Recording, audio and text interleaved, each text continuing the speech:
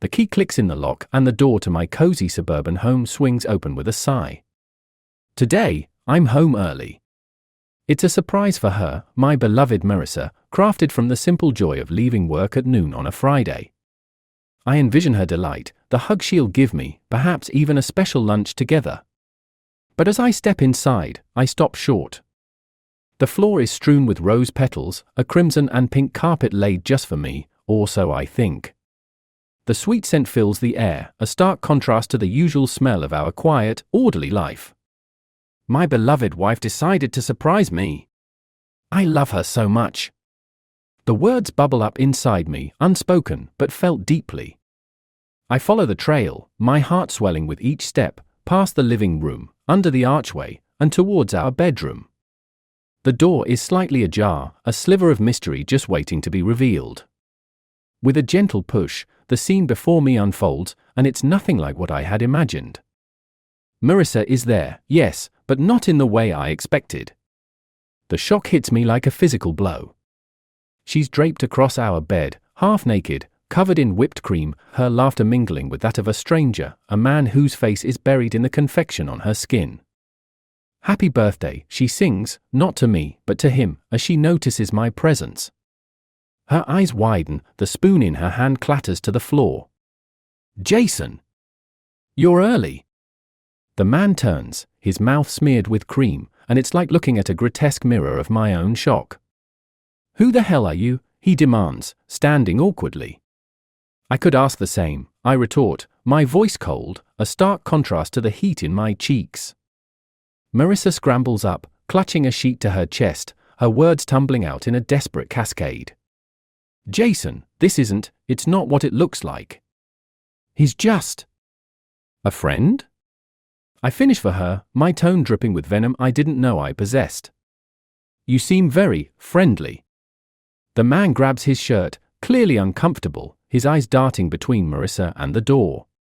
Marissa's eyes plead with me, begging for understanding that I can't give, not now. I feel a hollow laugh escape my throat. Oh, I understand perfectly, I say, even as my mind reels. Betrayal, a bitter seed, sprouts in my chest, growing roots that I know will never fully be eradicated. Marissa reaches out, her fingertips just brushing mine. Jason, please. But I back away. Save it, I snap. I don't know what hurts more, the betrayal or the pitiful look she gives me. The stranger makes his escape, his exit neither graceful nor apologetic, a mere shadow fleeing the scene. As the door slams behind him, a silence descends between us. Marissa stands there, still clutching the sheet, her expression one of mixed confusion and fear. I'll make this right, I promise, the words dark and heavy in the air. But not for us. For everyone else who thinks this is just a game. And with that, I turn and leave, the scent of roses trailing behind me, a mocking reminder of what was supposed to be a beautiful day. I stand outside, the cool air nipping at my flushed skin, my mind racing. The image of Marissa and that man, tangled in a shameful dance of deceit, replays over and over in my head. As the initial shock ebbs away, a cold, calculated anger takes its place. I need an ally, someone on my side, and I know just who to call. My phone feels heavy in my hand as I dial Ben, my oldest friend and a private investigator. He picks up after the first ring, his voice immediately alert. Jason? What's up? You sound off. Ben, I need your help, I start, struggling to keep my voice steady. It's Marissa. She's? His response is swift, a testament to years of friendship tinged with the experience of his profession. Say no more. I'm on my way. 20 minutes later, Ben's car pulls up. He steps out, his face set in a grim line. Together, we walk back into the house, the silence hanging heavily between us. As we enter, Marissa looks up, startled by the intrusion. Jason, what's going on? Who is this? Ben, meet my wife, Marissa. Marissa, Ben's going to help us get to the bottom of this, I say, unable to mask the bitterness in my voice. Marissa crosses her arms, her eyes darting nervously. Jason, we can talk about this. Just the two of us, please? But I'm beyond listening. No. It's too late for that. Ben staying. Ben nods at her, then turns to me. Why don't you show me where you found them? I lead him to the bedroom while Marissa follows, her protests falling on deaf ears. Ben scans the room with a practiced eye, taking in every detail. He nods towards the whipped cream can on the floor, raising an eyebrow. Evidence, he mutters, pulling out his camera to snap a few photos. Is that really necessary? Marissa's voice cracks, the facade of calm breaking. Ben doesn't pause. Every detail matters. We move back to the living room, where Ben pulls out a notepad. Let's make a list of everything unusual or out of place. Anything can help. As we work, another car pulls into the driveway. Confusion crosses Marissa's face, mirroring my own surprise. I peer through the window to see a woman stepping out, her sharp heels clicking authoritatively on the pavement. It's Linda, Marissa's best friend. What is she doing here? I mutter, more to myself than anyone else. Linda doesn't wait for an invitation, she marches right in, her eyes zeroing in on Marissa.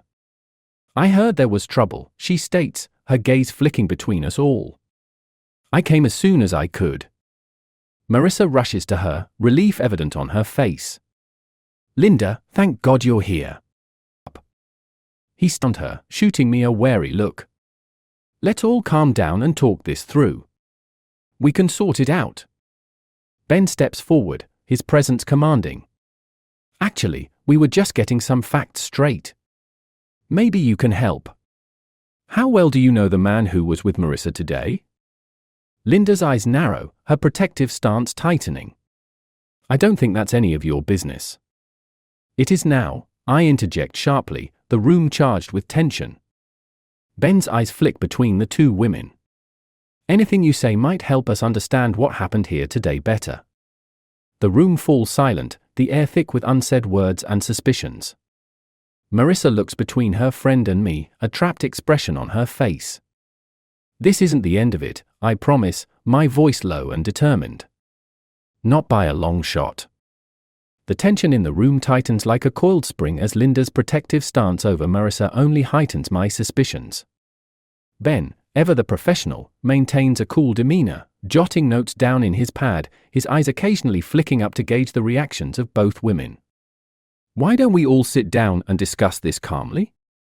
Ben suggests, gesturing towards the living room.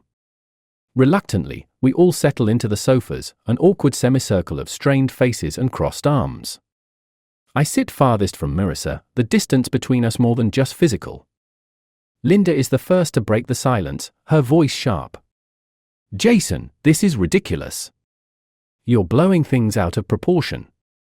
Marissa was just having a bit of fun, and you're treating it like a criminal act.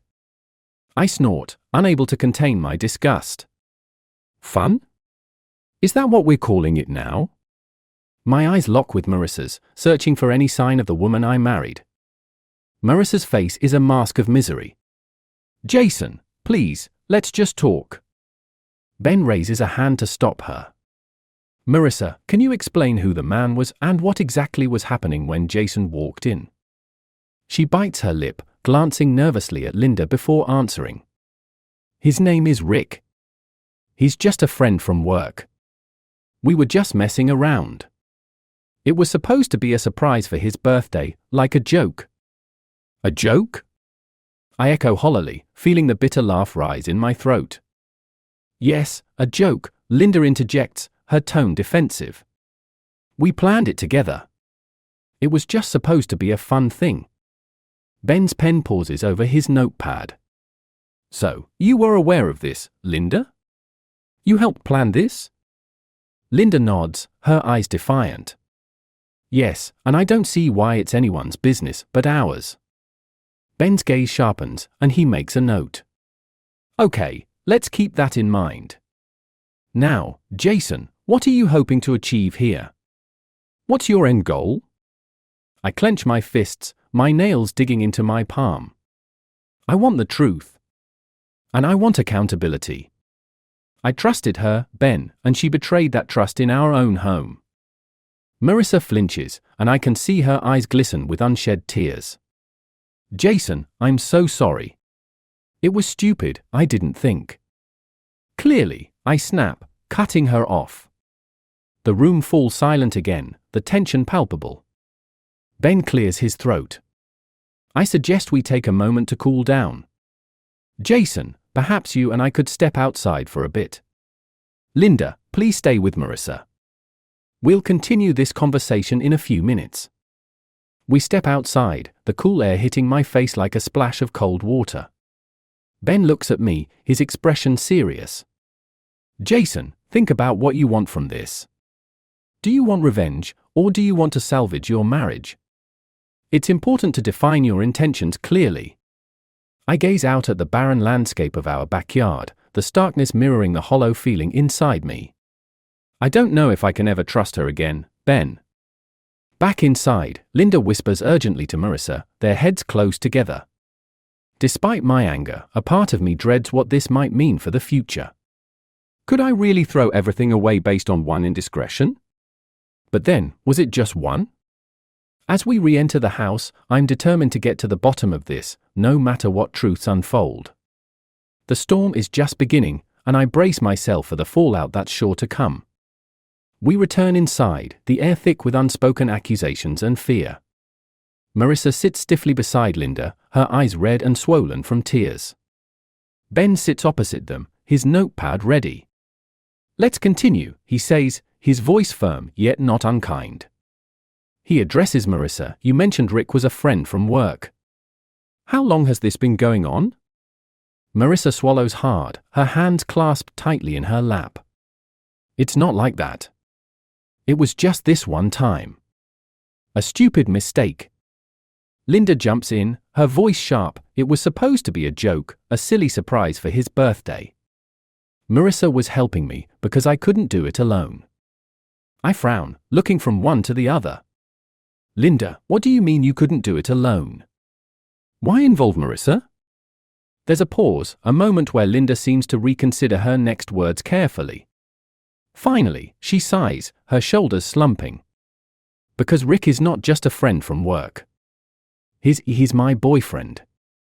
I wanted to surprise him with something memorable. I thought it would be funny, a story we'd tell for years.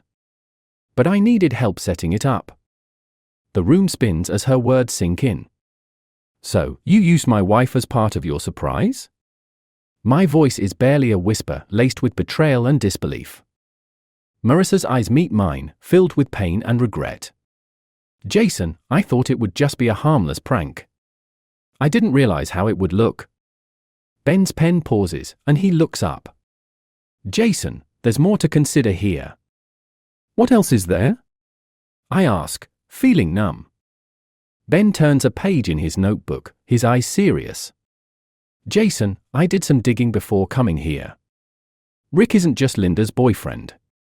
He's recently been under investigation by the company for embezzlement. The revelation sends a shockwave through the room. Marissa gasps, her face turning pale, while Linda's expression hardens. Embezzlement? What does that have to do with Marissa? I demand. Ben continues, I think this surprise was a setup. But not for Rick's birthday. Linda, was this supposed to distract from the investigation? Get Marissa implicated if things went south? Linda stands abruptly, her facade cracking. This is ridiculous. You have no proof. I have enough, Ben asserts.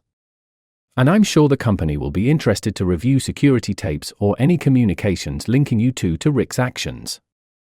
Linda looks at Marissa, betrayal and panic intermingling in her eyes. Marissa recoils, realization dawning on her. Linda, did you set me up? No, I just, Linda's voice trails off as she realizes the gravity of her situation. Enough, I say, my voice steady despite the chaos. I can't deal with this right now. Marissa, we'll discuss our situation later. Ben, please make sure Linda doesn't leave before the authorities arrive. As Ben ushers Linda to another room, I turn to Marissa. Her eyes are filled with tears, her face a mixture of relief and sorrow. Jason, I'm so sorry. I was foolish, but I swear I didn't know about any of this, she pleads. I nod slowly, the anger subsiding, replaced by a weary resignation. I know. We'll sort through this, see if there's anything left to salvage. But for now, let's just take things one step at a time. Marissa nods, her hand reaching out to mine, a tentative bridge in the gulf that has formed between us. As we sit back down, waiting for the police to arrive, the weight of the day's revelations hangs heavy in the air. The sun sets outside, casting long shadows across the room. In the fading light, the possibility of forgiveness and redemption seems just as distant, yet strangely, not entirely out of reach.